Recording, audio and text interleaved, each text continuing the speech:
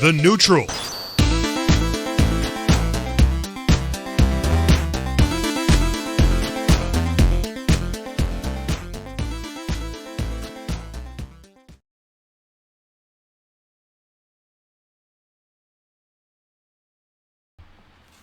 What's up, everybody? It's Amanda Stevens, and we are back with another episode of The Neutral.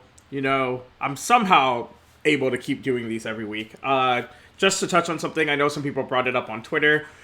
I know that I'm behind on the podcast version of the show. I'm going to try to get all of those out this week. You know, mental health is a thing, and it's hard to stay on top of things during these crazy times. This week's guest is, a filthy campy player, good streamer, does the Run It Back show, I think it's called, with Capcom. You know who I'm talking about. I'm talking about the one, the only, Alex Myers. Did I have the name of the show wrong? Doing? You did, but it's okay. What's the name of the show? Moving right on. It's Turn the Beat Back. We did Run It Back with me and Jeremy. That was like our kind of Excellent Adventures kind of spin-off kind of show, whatever you want to call it. And then Capcom liked the show, so they brought us on to Turn the Beat Back, where we, just go back in time. We watch a bunch of old tournaments with everyone. We pick out our favorite matches, and it's been pretty fun. Like the chat's been pretty engaging, getting good numbers on YouTube and stuff. So yeah, come by, have some fun. We do it every Friday at 7 p.m. Pacific Standard Time. Yeah. So, I have a question for you, because we live in a world where people have such great handles as like Vicious. There's Knuckle Dew, there's Mr. Problem X, and you out here just straight being Alex Myers. I'm Alex Myers, XQC. How you doing? Did you have a gamer tag at any point? So when I first started, when I went to tournaments, I just stuck with my name. But when I first started online, I had like ATM for show, because I really liked Superbad. At the time, I believe it was called Superbad, right? Yeah, Superbad. And he said, I'm getting that for show. I was like, that's so sick. My dumbass 16-year-old brain was like, that's so sick. I'm going to put that in my gamer tag for like 4 or 5 years. So a bunch of people online knew me as ATM for show before I started going to tournaments. And then eventually I switched to Sack Daddy Myers. That was a little too raunchy. And then I brought it back down. Alex Myers FGC. Keep it professional, I was inspired a bit by Alex Valle. He had Alex Valle SF4. I was like, okay, I'll be Alex Myers SF4. I'll be the new generation of Alex doing this SF4 in their handle. So pretty simple. It gets the job done. You know what? Now knowing your previous handles, I'm glad we got saved from the cringe era of Alex Myers. Oh yes. You don't like Sack Daddy Myers? I mean, I don't like it too much in hindsight, but people look at it very like nostalgically. They're like, oh, I miss that name. I miss Sack Daddy Myers, because it meant I played this girl right here. Now I don't really play her anymore, but well, hold on. She's not that bad. She's not bad at all. Sakura's still a character. Didn't she win Evo Japan?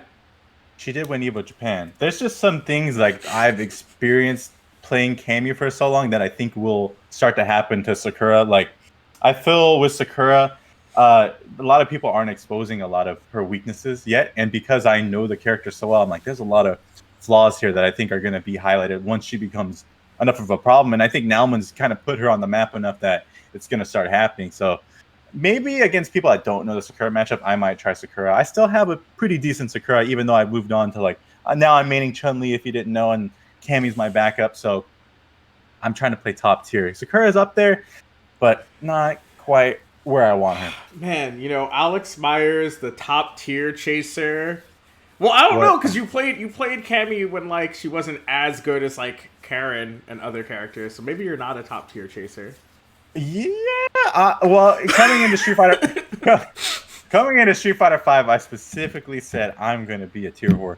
So I tried Cammy, who I thought was really good. Everyone throughout the whole year was saying she sucked. They only started saying she was good towards the end of the season. So I kind of got away with it, even though I felt like she was really good. And then she just progressively she didn't really get touched until season 4. And then I thought I could make it work for a while. And that was also around the time when I got injured. So I was like, oh man, I can't really it really hurt to try and learn another character, like physically, like I couldn't do it. So like because I had the muscle memory those 3 years of Cammy, it just made it easier to keep playing her, and I couldn't really play anyone else. I kind of could play Sakura because she's similar enough to SF4.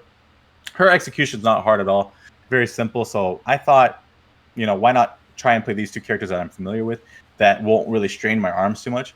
And then now that I'm healthier, I picked Chun-Li. Her executions are really hard. She kind of did it. She kind of hurts the hands a little bit, but now that I'm like in a good state of well-being, like it's not as bad as season 4. I feel like I can learn whoever I want right now. So a lot of people know that you were injured at a point, but let's fill in the gap for some people. You hurt your arm during season 2. I want to say, well, season 2 was 2017. I had my best years 2016 and 2017, and that's when I was not injured. I got injured towards the end of 2017, like right as the season was ending, and then when the season started up again, I started feeling a little bit better. But starting that whole regimen of like I have to go practice a lot now, I have to train, I have to go travel, all that like really tore my arm up a lot, and I was still trying to work out a bit. And then all those things kind of culminated towards like the very beginning of season 3, and then I just had full blown tendonitis, and like for sure this arm and a bit of this arm, and like it didn't get better for a long time. I tried so many different things, and luckily when I'm not on Temple Storm anymore, but when I was on Temple Storm, we were sponsored by Red Bull for like almost 2 or 3 years, and like when I moved back to SoCal, I started seeing they have physical therapists at the Red Bull HQ, like just there to help out all the athletes that are there. And I was considered an athlete under the Tempo brand, so they took really good care of me. They brought in people from Aspen that were like specialized PTs, and when they brought that guy, that really changed everything because I had been working with the PTs at Red Bull, and they're good. They're trying to do basic things like massage your arm, you do this, foam roll, this and that. But us just working on my arm wasn't enough. And then when that guy from Aspen came down, we started learning. Oh, like this is a big thing. I'll try and lower my camera to show you, but like this is a big thing for a lot of people. Like the way we sit is like, and like the way gamers sit, and people that aren't conscious of it while they're doing their desk job, we have a natural like hunch, and the hunch just really like tears up your thoracic spine. And then that alone, when we figured out, oh, my thoracic spine's messed up, and like we learned I didn't have a full range of motion, I would turn and like I could get to like right here and I'd be in searing pain, and we had to go back. Now I can go all the way around and I'm fine. But before we found out, oh, your thoracic spine's just messed up, and we had to focus on doing all these certain kind of stretches, things involving the foam roller to really hit that area, because the things we were doing weren't really hitting that area. But when we started working on it with the PTs on hand, and then also when I took it home and started using like these foam roller exercises, it really progressed my recovery like tenfold, dude. It was crazy. The other PTs, they had so much experience with stuff, but working with a gamer, they're not. It's different. It's different. Yeah, they're working with actual athletes. People, a lot of skaters breaking their ankles and stuff, like having to repair all that kind of stuff. They are not used to seeing someone's like thoracic spine be as messed up as mine, because all the other athletes they're very active. They're not really sitting down too much, and that was just a whole trial and error thing. And once we worked on that, like I feel like we figured that out. Like 2018, I was just messed up. Like that whole year, I was just messed up. And then 2019, that's when I had moved to SoCal because Carolyn, she works for Capcom, and they wanted to relocate her over here and work on like Street Fighter League, these kind of things. And then so we decided to move, and then because we moved, I'm only like 20-30 minutes away from the Red Bull HQ. So almost every day I was going down there and working with these guys. And then they brought in that Aspen guy like 2 or 3 months into my move. I think it was around April that we started seeing that guy in 2019. And dude, like I had like this like very stagnant progression with my recovery. Like my arms just kept feeling messed up as I kept using them. Like they feel good after I got the massage, from the PT stuff. But I work out a little bit, I'm just messed up. So once we got that down, by like June, I felt like amazing. Like I was still kind of messed up, but like I was still able to like compete and stuff. I was able to like seriously practice. Like during that time, like when you're injured, as like, you know, an esports athlete, like you fall behind, you can't practice as much, and it does a lot to your mental state. Like I felt like I was just super depressed because I couldn't keep up with these guys, and like I knew it. I kept trying to go to these tournaments even though like it was just destroying me. I kind of did that to save face for my team. My posts and stuff were getting good traction, so like I figured as long as I'm like taking pictures, I'm here and there, I'm in Toronto, I'm in China, wherever, people like looking at that, and that looked good for the brand. So they didn't mind me being injured and going around as long as I did these certain kind of posts and stuff, get good traction for them. And then, God, once those things kind of started healing in 2019, I was able to start practicing. I stopped like kind of giving myself pity parties. That's what my girlfriend liked to call it. Was like I would give myself a lot of pity parties. Like, oh, I messed up, hurt. Man, Carolyn's a savage. Damn. She is a savage, but I appreciate it. Yeah, I know. I appreciate it though. It helps to have that kind of voice because you just kind of have your own voice. Like, you feed into your own voice, and then that really set me back a lot, just feeding into my own voice. And once I started feeling healthier again, I was a lot more positive. I focused a lot more on like the mental kind of aspect of it, and I just tried to make sure like my mental state was really good. And then I did like all these kind of breathing exercises that I learned from Red Bull and stuff. Just all these things to make sure like I'm as strong as I can be mentally, even though like physically I can't do exactly what I want to do. And that was helping me a bit into the mid-season. Like once I started feeling better, I went to CEO. I did okay there. I think I got 17th. I was just beating people that I couldn't beat before. Like I beat Idom, I beat Kazunoko. I was just beating people that like I felt like I couldn't touch because I was so injured, and that helped me a lot for my mental state. But yeah, really, the message that I want to send there is like, there's a lot of gamers that aren't taking care of their health, and they need to be more aware of things. Like I have this guide that I got from a Red Bull PT, and it's basically like it reminds me like every 30 minutes to an hour, like to do these stretches, do like shoulder rolls, do like neck stretches and stuff, because these things get messed up. Like your posture naturally, like you'll just forget about it, especially if you stream like I do. Like you're just gonna play. You're going to do your thing and you're just going to forget. So I really make it a point to have good posture. And if I don't, I'll make sure I do like at least 10 of these, 10 forward, 10 back. And then that helps reset my posture. And then I'm like in a better state. So yeah, guys, really pay attention to what you're doing to your body. Because even though I was playing a lot and messing up my tendons down here, not paying attention to that, it just combined everything. Like everything's connected. People don't seem to notice that. I've talked to you about it, which is why I like talking about injuries. When I was really getting started in esports, I remember there was one day that I woke up and I looked at my hand, and my hand was doing like this. Like it was naturally just like in a cupped position. Yeah, I remember that.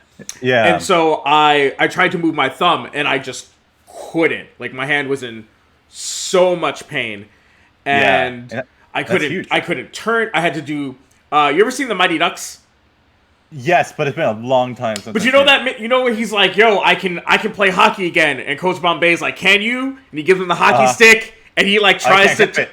Yes. So there's this whole scene where he's like, "Turn the hockey stick," and he does it with like his arm, and Coach is like, "Nah, you gotta turn it with your wrist," and he's like, "Nah, I can't do that." That was me. Like legit, I like couldn't move my wrist. And I remember I was lucky enough that I had a friend who was a PT, and she's like, "You got carpal tunnel, like you need to," and I didn't have health insurance at the time, but like what people don't realize is that like now that I know it, because like I've been getting problems in like my left hand a lot, but I know how to take care of it better. That's good. You don't think about the warning signs, right? You're like, oh, my hand hurts because I was like playing, but I was playing League for like 10 hours, so like I just won't play video games today, or I'll do a lesser gaming session, right? Like people don't think about like, oh no, if like I'm having pain, it's not because I was playing for X amount of time. It's like something that I'm like physically doing to my body. Like people don't always make that correlation. Like you're saying, right? Like it's not just that you had tendonitis. You like had shoulder problems, you had back problems, and that was all combined. So like y'all gotta take care of yourself. Like you don't like we have this idea in gaming that like, oh well, like of course if I'm gaming for 7 hours, my back's gonna hurt or my shoulder. It's like no. There are people who do that and don't hurt. So like, don't think it's okay. Right. A lot of that is because, like, for me, when I really got like kind of addicted to video, I wouldn't say addicted, but like when I really started putting a lot of time into video games, it was at a point in my life where like, we all deal with stuff, and like sometimes like finding a distraction helps a lot. So Yeah. you kind of pour yourself into that distraction. You don't realize what you're doing. Like you feel better mentally because you're finding a distraction, but just because you have the distraction doesn't mean it's not doing something. And like for a long time, I didn't realize what I was doing to my arms. And just like you say with League, like I'll play a computer game here and now. Like that hurts me a lot to play computer games. Like I can play on pad, stick, that's okay. But if I play for like an hour on, play like League or something, I'm messed up, dude. And like you're like this for hours, dude. So like this kind of thing, you're gonna get a lot of tension, a lot of tightness in your forearms. And one thing I would say to people that do that a lot is like at least do like some circles, like hand circles and stuff back and forward. Like do that 10 times, and maybe even like massage your arm, your forearm a little bit, because that tightness is what I've discovered through the PTs is like that tightness is your blood flow being restricted. And then when your blood flow is restricted, you're causing inflammation. So that inflammation is what causes you to be injured. So anything you can do to maybe break up those sessions and just play a little shorter burst, maybe take a slightly longer breaks, maybe play like 30 minutes, take a 5-minute break. Just make sure you're readjusting your posture, you're tending to what's like hurting, like sometimes you just need that little bit of a break to kind of listen to your body.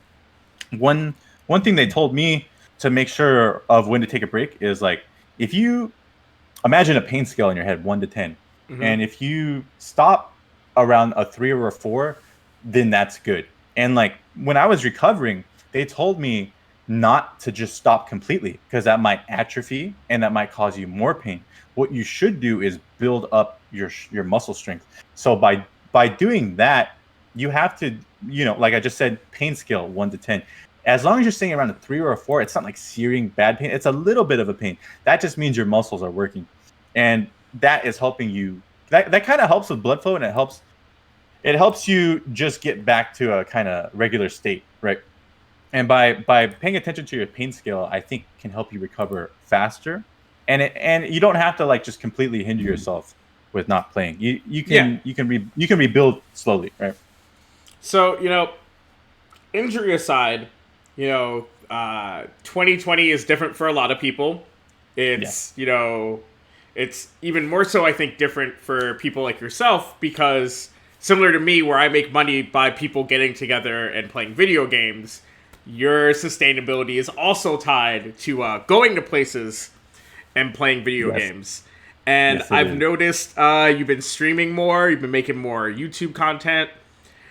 And you started doing more YouTube content even before COVID happened. Like last year, I remember you made a Reddit thread about like what does r/Street Fighter want to see in Street Fighter YouTube content, which actually inspired me to do my thread on like what people wanted to see out of a FGC talk show. That's great.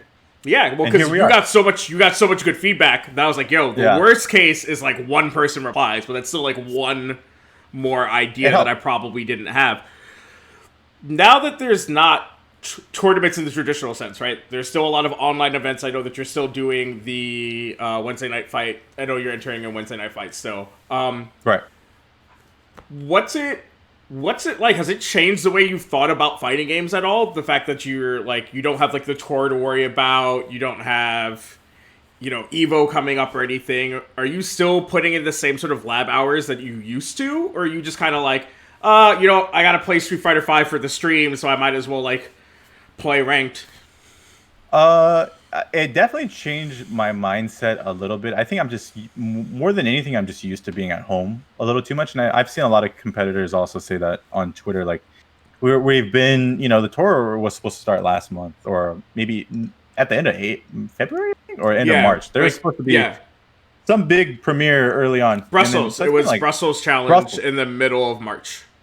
So yeah, it's been about 2 months now. So in the beginning, I think when the COVID stuff was happening, I was just trying to like kind of restructure what I want to do, and we took a tiny bit of a break, maybe like a week or two, just because it's just crazy, like to see all that stuff going on, and then I'm worried about my family, so I'm trying to. Mm-hmm. I have a lot of elderly family, so I was constantly driving, like an hour and a half, just to make sure they're okay for a few days. So I started switching my focus to like, because when you're traveling a lot, you just kind of focus on yourself a bit. As selfish as that sounds, like I was focusing on my immediate surroundings most of the time. I would call my parents here and there, but I wasn't able to like go see them that much. So with all this time, I figured I should put more time into my family. It's so scary that like all this stuff's going on that like you can't help but worry about them a bit. So I spent like a week or two kind of focusing on my family, and then right after that, I just started diving back into all this because, albeit I haven't posted like as much YouTube content as I want to. Like I definitely want to, but I started focusing on like what can get me like immediate money, which is like Twitch. So like I stream a lot on Twitch, but yeah, like I want to. YouTube and Twitch is very like it's very cohesive. Like you post stuff to YouTube, it helps. It's basically like a reoccurring ad for Twitch. Like I've heard the phrase like your channel doesn't grow while you're not live. Like Twitch, or even while it's live, your Twitch doesn't really grow that much. So it's like having that constant ad of like your best YouTube clips. I feel like that's how a lot of people have gotten really big. Like Smug, for instance, he had a big name, but like his YouTube's really consistent, and like that presence on his YouTube just kind of filtrated into his Twitch, and that's why his Twitch is so big, right? So kind of went in a big circle right there. But to answer your question, yes, I'm still very dedicated to Street Fighter. I'm putting in about the same amount of time as, if not more. And I switched to a whole new character. I switched to Chun-Li because she's top tier, and I want to play top tier. I'm diving right back into the tier where I feel like last year I was like, okay, I'll play Cammy, I'll play Sakura. I'm a little injured, but part of that was like I just really wanted to play Sakura. And then I'm like, I spent about half a year playing Sakura. I'm like, I'm okay. Good for you, Nauman. I'm proud of you, but I'm okay. So yeah, still focusing on this, and now we're doing the Turn the Beat Back show on Capcom Fighter. So that's just taking more of my time. I think I just gotta, at this point, I'm doing a lot of different things, so I just need to get better at managing it all. Like there's time where I have to focus on, here's the content we want for the show, here's the matches, here's the flow, and then I'm letting that take up too much time right now, involved and with my Twitch. So I need to just like push myself a little bit harder to make that extra YouTube content, because like I said, I feel like it's very reciprocal. You need to post YouTube content to help grow your Twitch. Your Twitch only can grow so much when you're streaming live, or when you're not. It doesn't really grow when you're not live. So having those YouTube videos out there, I think helps a lot. So trying to manage these things. I know it's hard with everything going around. Everything feels kind of bleak, but I'm just trying to remain positive. I knew I was coming on this podcast, so I wore the shiny teeth in me, the Cosmo. Yeah, he's not shiny teeth. I'm trying to bring a little positivity out there, and yeah, I just think even though things are bleak, we have to stay focused. You should try and stay on your grind as much as you can, while really being attentive towards your mental well-being. Like you don't. I saw a lot of people like grinding really hard and then just burn themselves out. I feel like it's good to I feel like it's really important to make a schedule that you're comfortable with. Like I was trying to stream like five days a week, and then I realized I was getting really cranky. I was just extra irritable, so I try to like lean back on that a bit, so I have time for the show, and so I have time to make more YouTube content. I have a good idea. I don't want to spoil it, but like I was thinking more mindset videos, because a lot of people post like, oh, here's my best Twitch clips, here's this and that. Here's so like how to similar get to like what Idom's been doing, right? Not Idom, Infectious kind of he's been posting good like what's it called?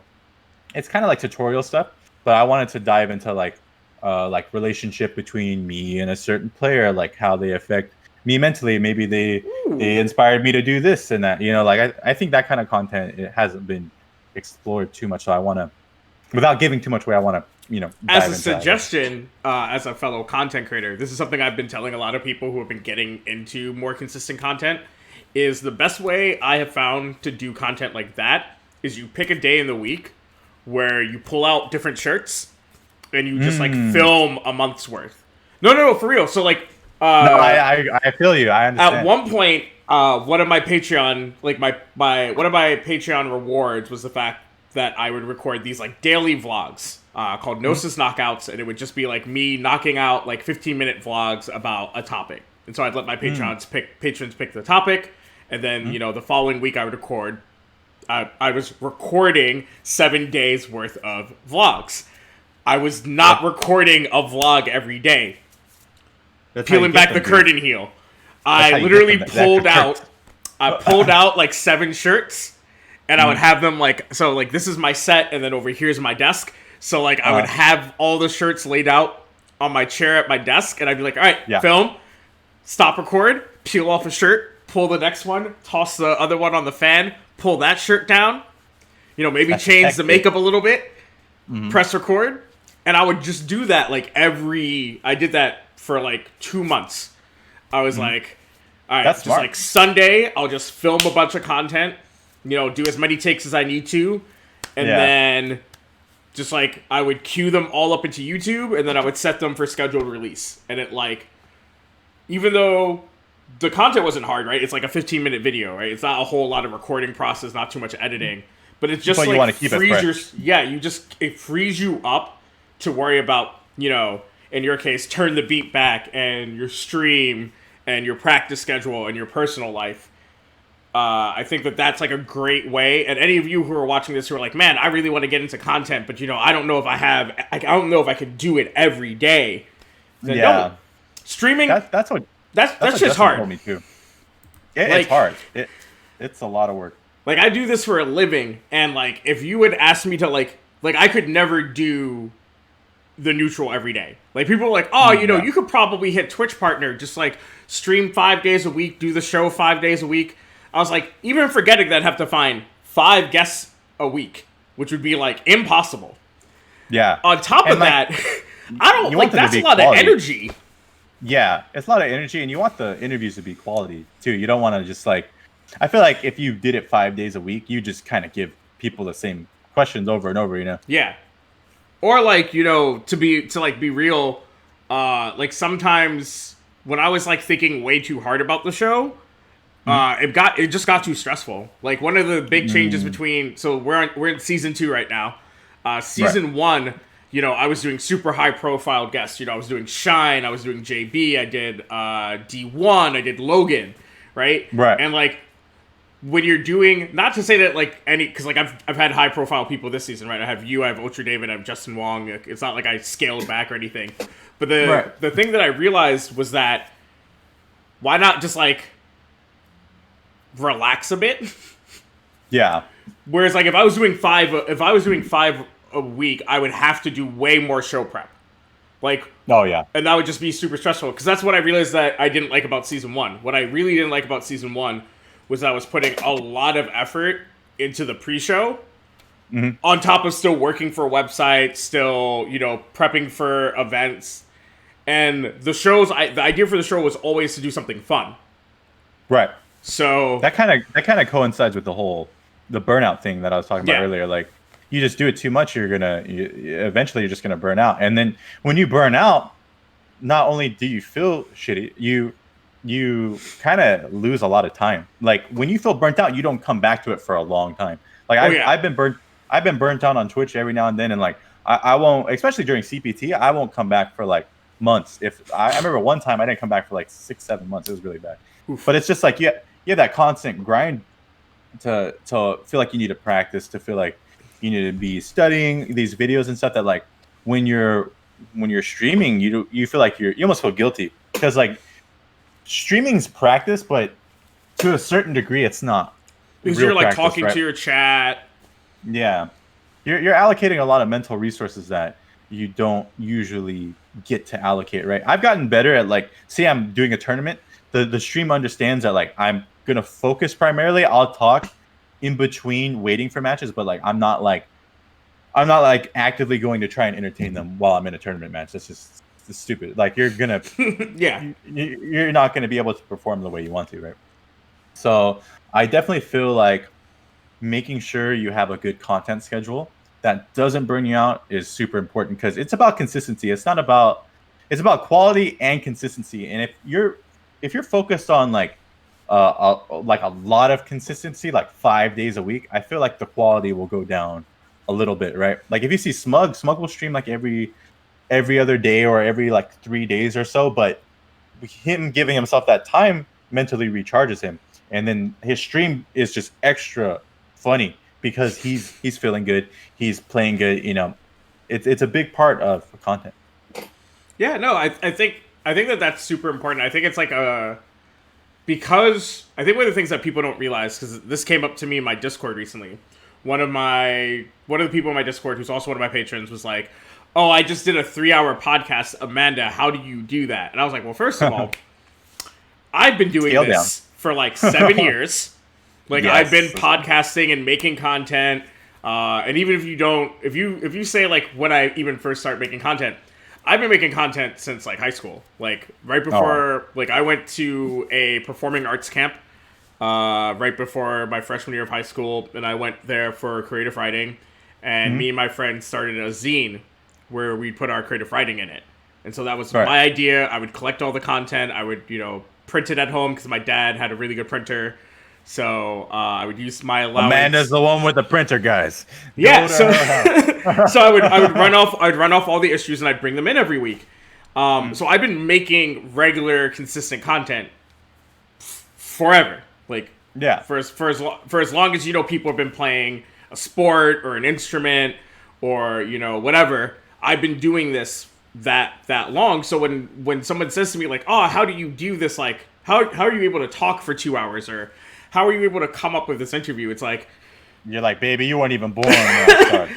I've been. You weren't even born. It's like the thing is that game. people don't realize that there's like preparation, right? There's like they're like, so then they like hear the word preparation. They're like, "Oh, you mean like have my topics ready?" It's like, no. I mean like just like any sort of activity, whether it's batting practice, playing golf, something that's repetitious.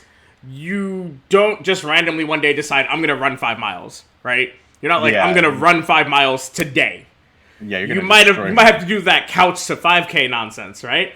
It's the same thing with content. You can't just be like, "Yo, I'm gonna stream 4 days a week, make 2 YouTube videos, and start a podcast." And I'm starting that now. Like it's just not gonna work. This guy? 1 week later, where does this guy go? Yo, how many times do you see that on Twitter? Sometimes some guys like, "Yo, new show, who this?" And like, And then, it a happens week like later- twice, and you're like, "Yo, what happened to your new show, fam?" And they're like, It's gone. "Look, That's that also shit's hard."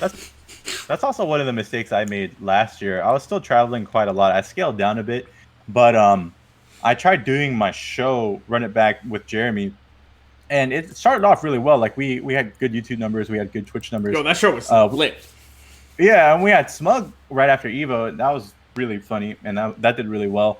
But the thing with that was that you kind of have to decide what you want to focus on, right? Like I kind of did Run It Back as a way to offset my injury, right? Like I knew I couldn't perform well enough. I knew I couldn't put that time in that other people are, and that gave me a choice. Like, do I just keep going here and there? I do okay, and then like not much traction, or do I make this show and I do it for my team, and then that gives my team content to put out, and that helps the team out a lot. Like you putting out content, they put their name behind that, and it helps just get their name circulating around the internet.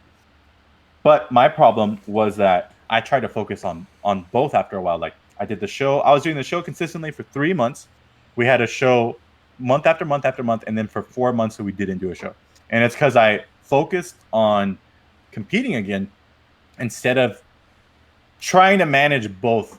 In hindsight, I think I should have really tried to manage both, because I could have kept the following going consistently. Because by the time me and Jeremy came back to like our 4th or 5th show, whatever it was, we were barely getting viewers now. I was like, what the hell happened? And it's because people just kind of forgot. And like that happens when you don't stay consistent. People people will adjust their schedule to you. Like if you Yeah. put it out there and they know you're there, you'll get like a following, right? Now I have that following on my Twitch that I wish I had back then, but it's my fault. So it's really important to with content and competing. Well, right now, it's a weird world. You can focus on content pretty much exclusively. Like competing's like there's not much value to competing other than you staying sharp, right? Like you can make like some money here and there, but like, is it worth your time? Honestly, I think if you put enough YouTube content out and you stream regularly enough, that'll come back way more than online tournaments. I'm kind of making the mistake that I'm focusing on too much Street Fighter. So like I'm trying to like there has to be a balance because I do want to be on top of my competitive field this year now that I'm feeling better. So it's all about managing that and not burning yourself out. Like basically what I'm trying to get at is like if you can find a balance, it's better than going all in on one thing, right? Yeah. Like I just kept going all in on one or the other, and then it became wishy-washy. But if you can make that balance, I think that's the most important thing. So I'm gonna hit you with a question, and it's not a call out or anything. Just putting it out there. Okay. Do you think, in retrospect, considering the performance you had, towards the end of 2018 and the performance you had for most of 2019, do you think there was better value in you just maybe focusing on recovery and not traveling as much? Yeah, like 2018, like that was when I first got really injured.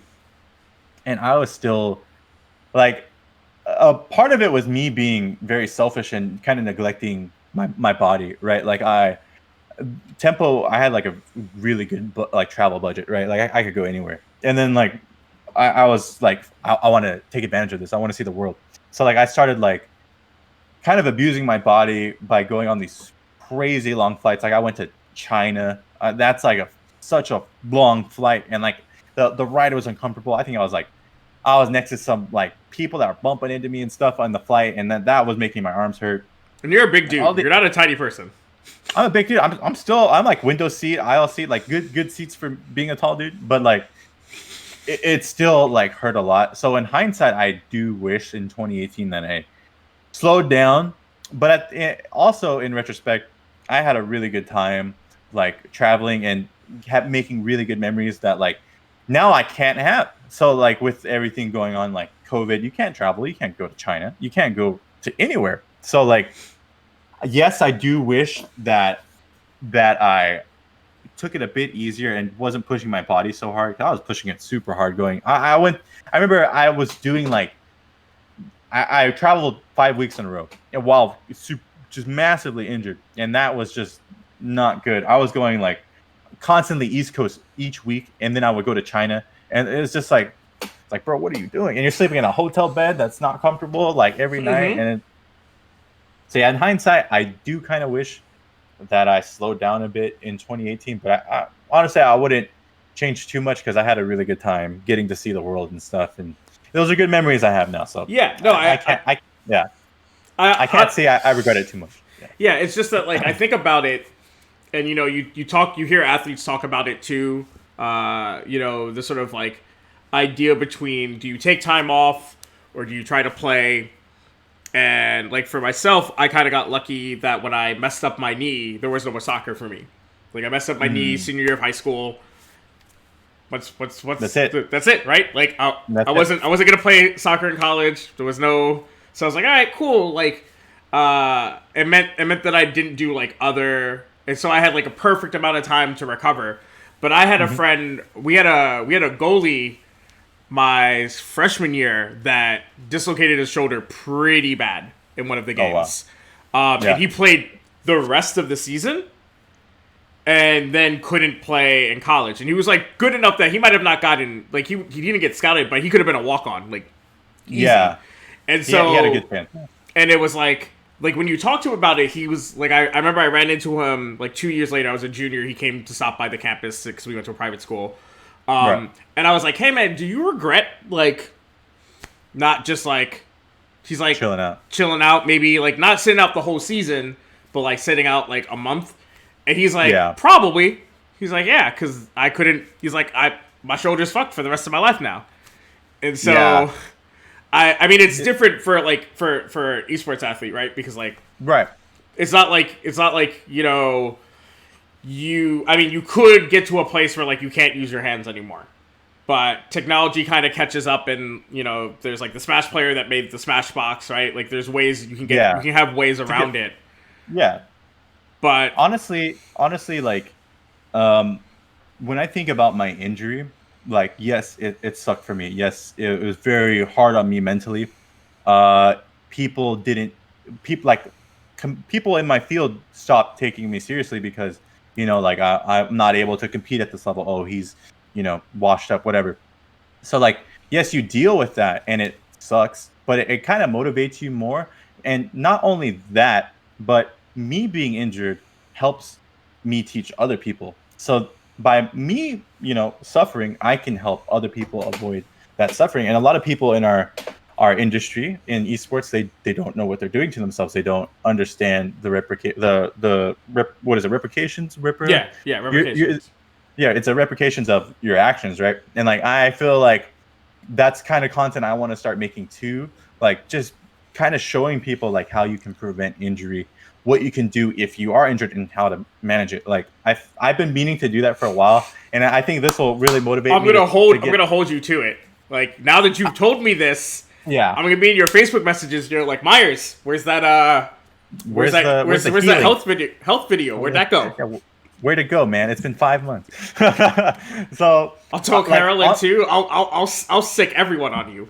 She's gonna get everyone on me, dude. I can't even relax on my own home. Carolyn's gonna be down my throat. Nope. But I've tried to tell people privately like what to do, and I've done that for a lot of people. But like, I feel like it'd be really helpful get a good YouTube video going, and I feel like that'll just help the masses, like people I can't directly talk to. So yes, it sucks. I do kind of wish I changed things, but I feel like I can be like a teacher now and just help people avoid doing this to themselves, because it takes a lot out of you mentally, and it's a lot of time gone, and that sucks. But like, as long as I can help people, it's worth it.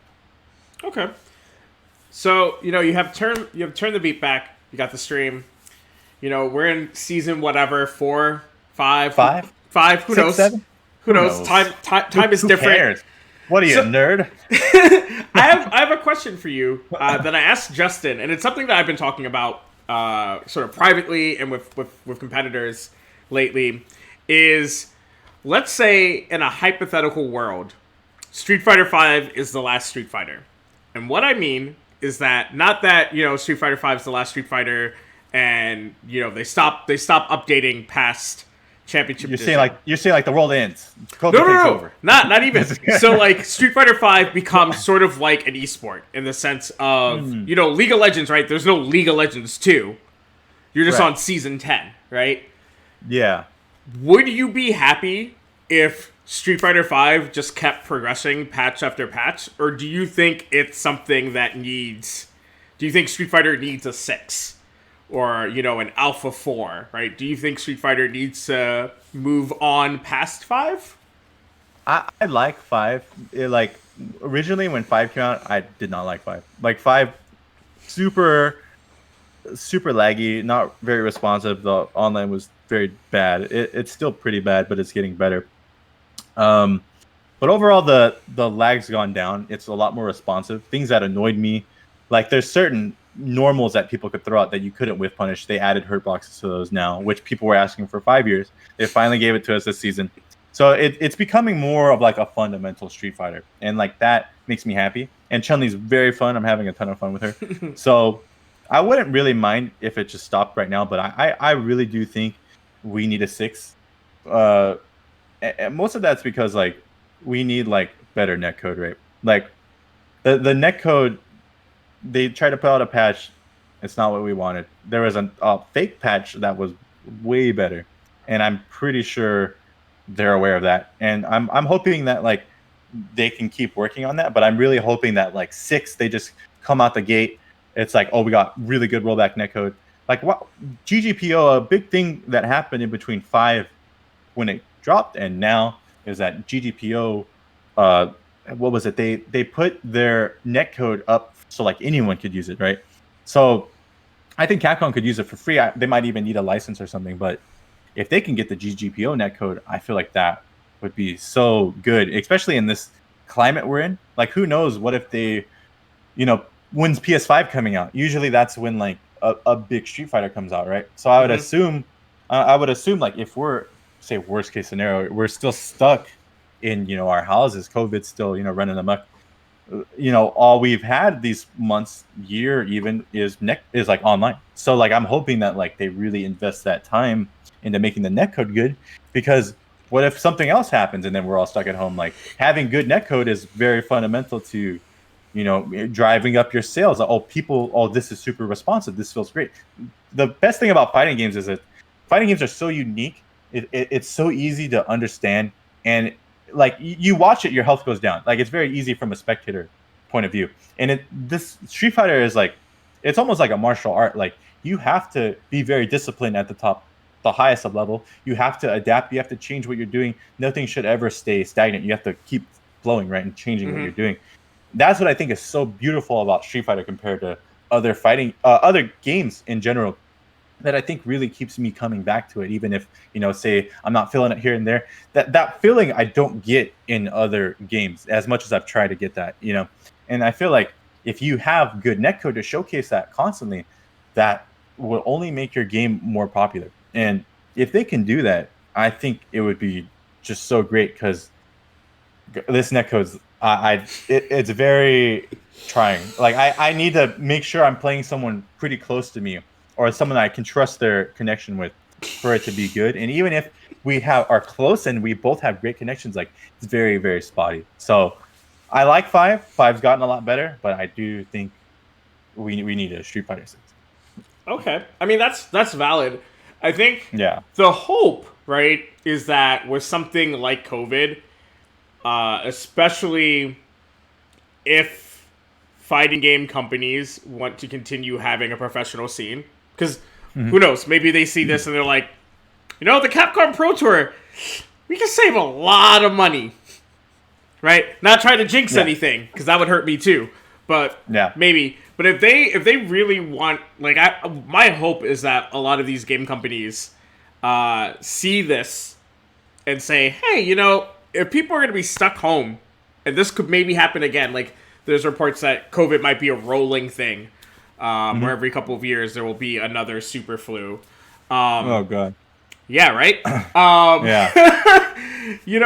We should probably have netcode that works. Like, I think it's somewhat embarrassing that you have people playing games like Skullgirls and Killer Instinct. Not to say that they aren't good games. Because if I say Skullgirls is a bad game, Sharpie might reach through my computer screen and punch me. She will command grab you. No, she doesn't play grapplers. But she'll just do it. But don't you think it's a little whack that, like, these old games have better connectivity than Street Fighter V?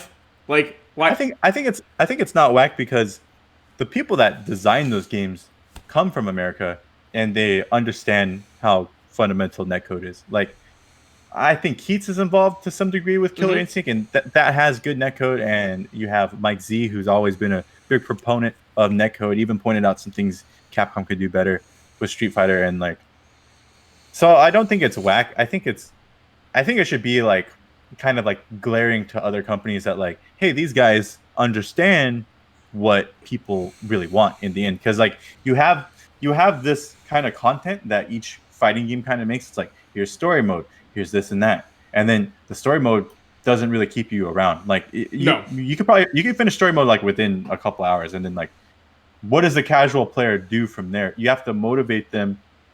I think companies need to do a better job of like motivating casual players to be invested into becoming like serious players, because that's where the real fun of fighting games comes from. And to do that, you need good netcode. There's so many like casual players, like they've played fighting games forever, but like they were so turned off from Street Fighter V because the netcode's like, they're like, this is unplayable. He's skipping around, lagging. Like, this guy lives like down the street from me. I can't connect with him. Those kind of things really deter people from staying. So I've honestly thought a big part of like why Japanese netcode is bad is because they kind of just focus on how it will play out in Japan. And like Japan has such good infrastructure for their internet that like there's not much lag. So when that started coming back to them, they're like, oh, what? Like I thought it was, like Japan, like everyone should have good network. Like it works good over here. Like that's kind of the vibe you get from them. And I think if they keep in mind like everything they've been, seeing, and like we have Ono now who, has personally acknowledged like, oh, we need to work on it. And they did make a fix. They are trying. I do think this COVID stuff might be slowing their progress, because like it's irresponsible to have people, together and working on stuff like that. So I hope that like Ono doesn't lose that kind of fire that he's had as of recently to work on these netcode problems, because it's so big, dude. It's just so big. So yeah, I don't think it's whack at all. Like those guys are smart. Mike Z, Keats, those guys understand what the netcode should be like. I just think developers need to be more aware of what they're doing, because they did a good job with the games, and then they also did a good job with the netcode, and that's like what you need, right? Yeah. So, let's say we do have a Street Fighter 6. What are like 4 characters you want on launch? Let's see. Well, that one for sure, Sakura. It's pretty bad though. Oh, will she be bad in 6? Is what you're saying? All right, then we're not playing her. if she's as good as she is in 5 and 6, do you still want her in the opening roster? Yeah, sure. Okay. So Sakura. I'll leave that. Sakura. Sakura. I would say Akuma, but Akuma's a little shitty. They're like, he's just so broken. I mean, you put him in another game and he was top tier. Dude, what the hell's going on? You can't defeat Akuma's lore. It doesn't matter which game you go to. I thought that was hilarious. People were like, oh man, Akuma's whack. Like, he's not that good. It's like, they literally just put him in another game and he ran amok and caused so many problems. Like, you can't say... You can't doubt Akuma. Akuma's meant to be broken. Like, he's just meant... Canonically, he's meant to be really good. So we're not putting Akuma in 6. All right. No Akuma in 6. Not until season 2. You gotta stick to that format that 5 did. I'd say... How about... I'll just put my characters. Cammy, Sakura... Chun-Li? Chun-Li, and... Hell, we'll put Ryu for all the Shoto friends. Throw Ryu in there. Yeah, fun. I think that's a balanced roster. No grapplers. No grapplers. Mostly women. We get the representation. All fair, honest characters.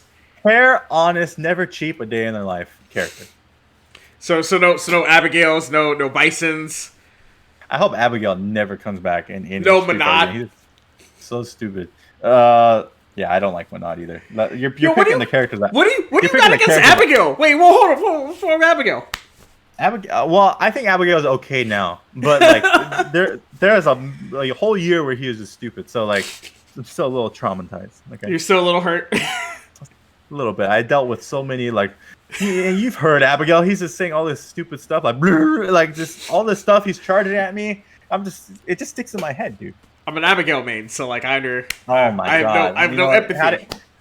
Well, it's been a good podcast, guys. I gotta get going. I didn't know I was talking to an Abigail player. Abigail is a fair, balanced character. Maybe now he's a bit fairer now, but before he was.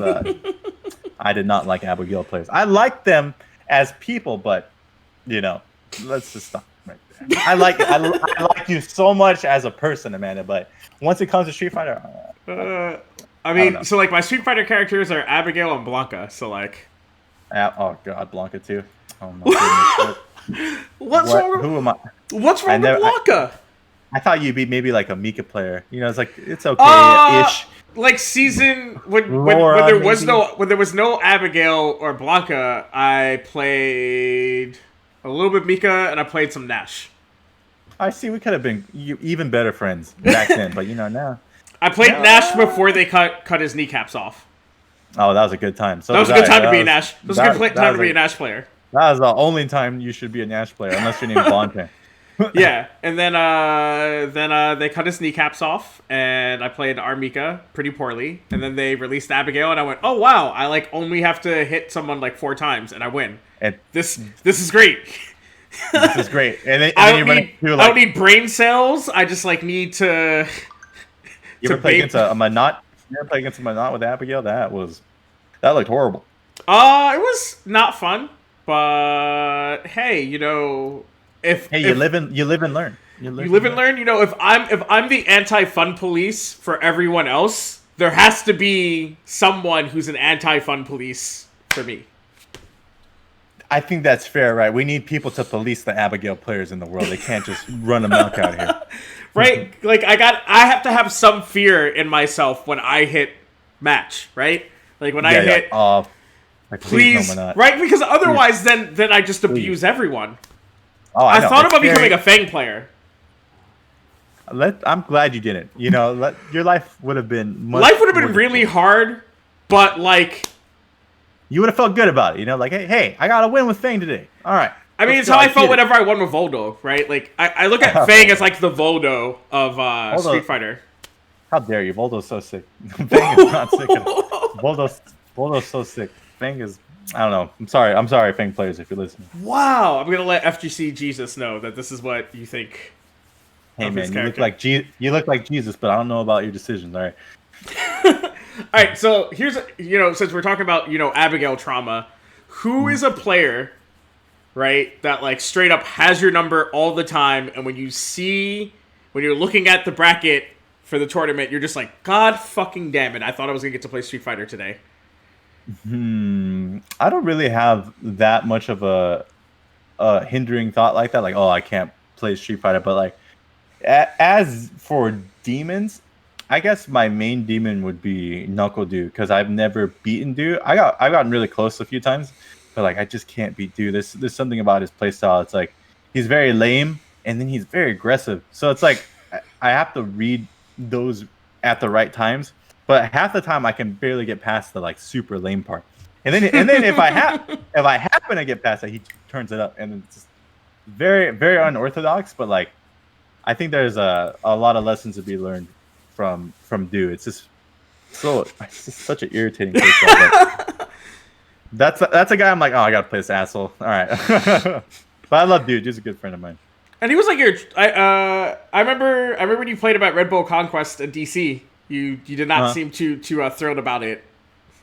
Not at all. I don't remember playing him in Red Bull DC, but yeah, I anytime I have to play Dew, I think the best mental state I had against him was probably NA finals. That was the one where I was like, okay, I feel like I can beat him, and I got super close. But yeah, Dew is definitely my demon.